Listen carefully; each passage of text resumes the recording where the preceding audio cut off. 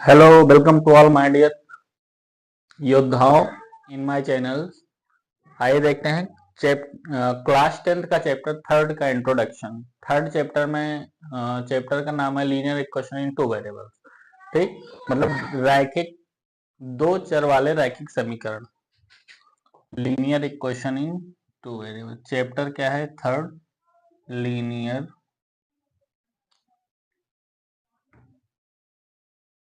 Equation in two variables.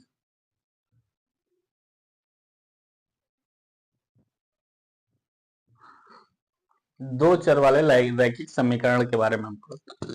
ठीक, तो equation क्या होता है? जब पॉलिनोमियल्स के बारे में हम लोग पढ़ चुके हैं, किसी भी पद या टर्म्स के आगे हम क्या कर दें, बराबर में कोई संख्या लिख दें, तो वो क्या कहलाएगा? आपका समीकरण कहलाएगा। ठीक, वैसे डेफिनेशन होता है किसी भी टर्म्स की जब तुलना किया जाए, किसी भी पद का तुलना किया जाए, तो तुलना वाले टर्म पद को हम क्या बोलते हैं? समीकरण बोलते हैं। जैसे 2x प्लस का 3 दिया है या 3x प्लस का 2 बराबर का 0 दिया है।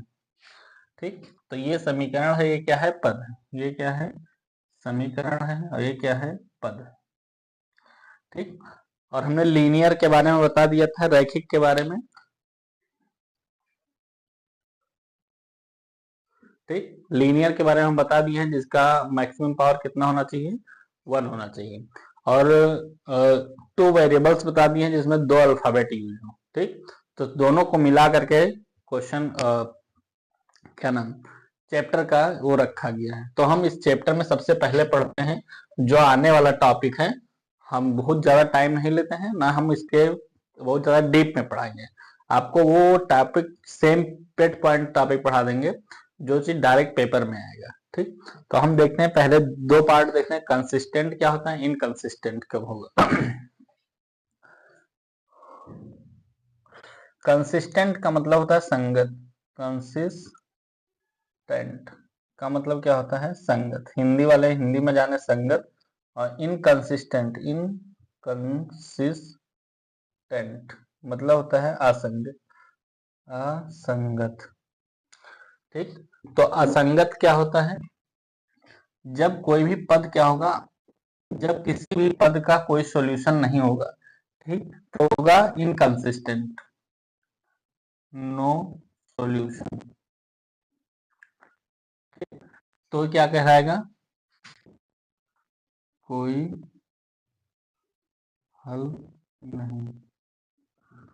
ठीक, अगर दो समीकरण का कोई हल नहीं निकल पा रहा है तो वो क्या कहलाएगा? इनकंसिस्टेंट। जैसे सास बहू का झगड़ा। ठीक, सास बहू का जो लड़ाई होता है ये भी इनकंसिस्टेंट होता है। सास बहू की लड़ाई को अगर आप निपटाने जाएंगे तो नहीं निपटेगा, बड़ा मुश्किल हो जाता है। ठीक, अगर कोई हल निकल जा रहा है तो क्या कहलाएगा? संगत कहलाएगा। देखो, तो हल निकलेगा तो दो तरह से हल निकलेगा। एक, उसके असंख्य हल होंगे, मतलब अनंत हल होगा, या तो एक हल होगा। तो यूनिक हल होगा या यूनिक होगा, इनफाइनाइट सॉल्यूशन। सॉल्यूशन, तो ये क्या कहलाएगा आपका? एक या अनंत हल होगा। एक हल होगा या तो अनंत हल होगा तो क्या कहलाएगा? संगत। और ये क्या होगा? कोई हल नहीं होगा तो असंगत। तो हम पता कैसे करेंगे कि समीकरण में एक हल होगा, कि समीकरण में दो हल होगा, कि चार हल होगा? ठीक, तो हम समीकरण के द्वारा सॉल्व करते हैं। दिया हुआ x प्लस का 2y बराबर का 5, x प्लस का 3y बराबर का 10 दिया हुआ। समझ में आया? ये दो आपकी क्या है? समीकरण। देखो, जहां जहां x लिखा रहेगा वहां वहां से a की वैल्यू लेना है, जहां जहां y लिखा रहेगा वहां वहां b की वैल्यू, और जिसमें कोई अल्फाबेट का यूज नहीं होगा वहां पे क्या लेना है? c की वैल्यू। समझ में आया पढ़ाकू? ये समीकरण हमें क्या मान लेंगे? एक। ये समीकरण क्या मान लेंगे? दो। समीकरण एक से a1 की वैल्यू, b1 की वैल्यू, c1 की वैल्यू। समीकरण दो से a2 की वैल्यू, c2 की वैल्यू, b2 की वैल्यू और c2 की वैल्यू आएगा।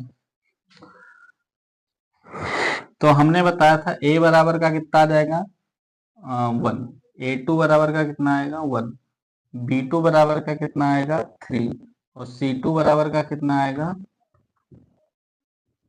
10 आ जाएगा। हमको a1 समीकरण पहले से निकालेंगे तो हमको a1 की वैल्यू कितना आएगा 1, b2 की वैल्यू कितना आएगा 2 और सॉरी c1 की वैल्यू कितना आ जाएगा 5। ये बात समझ हुआ। हमने बताया कि x का कोफिशिएंट जो होगा वो a का मान होगा, b का y का कोफिशिएंट b का मान, और जो नॉन वेरिएबल होगा वो क्या होगा c की वैल्यू होगा। हिंदी मीडियम वाले देख लें, x का गुणांक क्या कहलाएगा a की वैल्यू, y का गुणांक b की वैल्यू, और जिसमें जो अचर राशि होगा वो c का होगा। ये पता हो गया। अब हम कंपेयर करेंगे, ठीक। तो हम देखेंगे कि a1 अपॉन का a2, b1 अपॉन का b2, c1 अपॉन का c2, इससे तुलना करेंगे। अगर तीनों बराबर हो जा रहा है तो ये क्या कहलाएगा अनंत हल कहलाएगा, अनंत हल, ठीक। अनंत हल होगा यहाँ पे।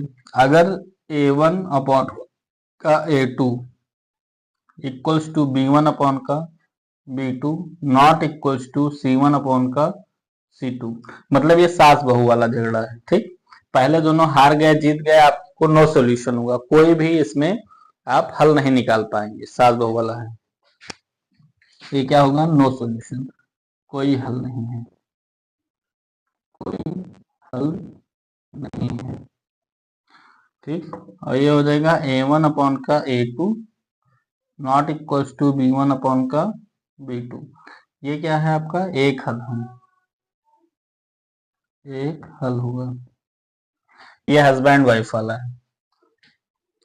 हस्बैंड वाइफ में हमेशा गलती चाहे हस्बैंड की हो चाहे वाइफ की, जीतता कौन है वाइफ। मतलब एक ही दुनिया में एक ऐसा प्राणी जिसकी कभी गलती नहीं होती है, उसका नाम क्या है वाईफाई, ठीक। याद रखना एक हल किस में होगा वाइफ और हस्बैंड में, मतलब a1 upon a2 not equals to b1 upon b2 होगा तब।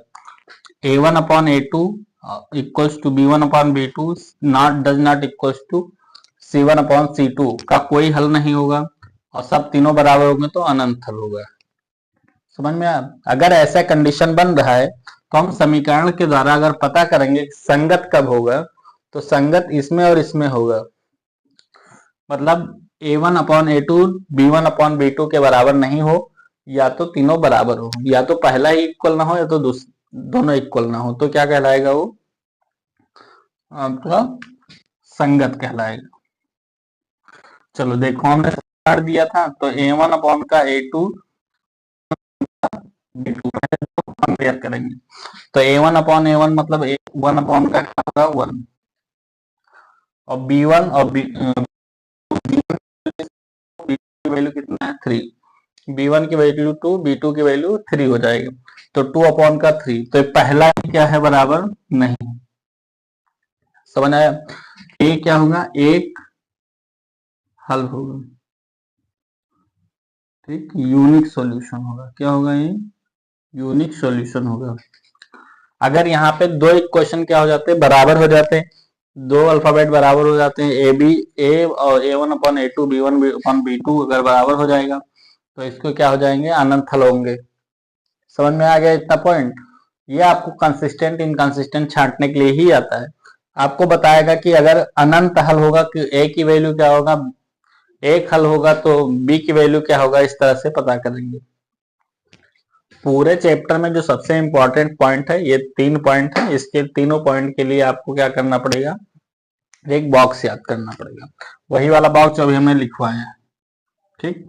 तो यहाँ a1 अपॉन का a2 does not equals to b1 upon का b2, यहाँ a1 अपॉन का a2 does not equal b1 upon का b2 does not equals to c1 upon का c2, a1 अपॉन का a2 equals to b1 upon का b2 equals to c1 upon का c2, ठीक। ये तीन फार्मूले, तीन फार्मूले से हमने अभी लिखवाया था जो आपको हल के बारे में, ठीक। तो यहाँ हम सॉल्यूशन देखेंगे। पहला अगर डज नॉट इक्वल होगा तो एक हल होगा। कितना हल होगा? एक हल। एक हल का मतलब होता है कि एक ही बिंदु पे दो रेखाएं जाकर के मिलेंगी। अब दो रेखाएं कहां से आई? तो इसको सॉल्व करने के लिए हमको दो समीकरण की जरूरत होती है। दो समीकरण अगर हम खींचे, दो समीकरण का अगर ग्राफिकल रिप्रेजेंटेशन अगर हम देखेंगे तो या तो दोनों इस तरह से मीट करेंगे कहीं ना कहीं, या तो दोनों रेखाएं पैरेलल चलेंगी, समांतर चलेंगी, तो दोनों के ऊपर चलेंगी। इसको हम संपाती बोलते हैं। क्या बोलते हैं? संपाती, इंग्लिश में। और इसको बोलते हैं समानांतर, समांतर। और इसको प्रतिच्छेदी बोलते हैं, प्रतिच्छेदी रेखा बोलते हैं। समझ में आया? ये प्रतिच्छेदी रेखा, समांतर रेखा, संपाती रेखा है। इसको हम बोलेंगे इंटर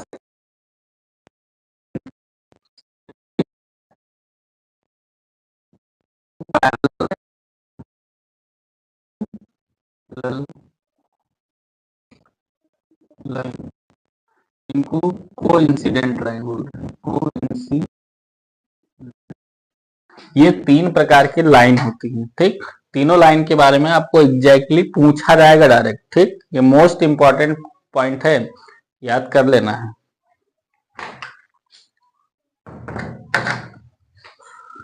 देखो इसमें क्या होगा, एक सॉल्यूशन मतलब यूनिक सॉल्यूशन होगा, यूनिक सॉल्यूशन। इसमें क्या होगा, नो सॉल्यूशन, कोई हल नहीं, कोई हल नहीं। फिर नो सॉल्यूशन। यहाँ पे इनफाइनाइट सॉल्यूशन, इनफाइनाइट सॉल्यूशन, अनंत।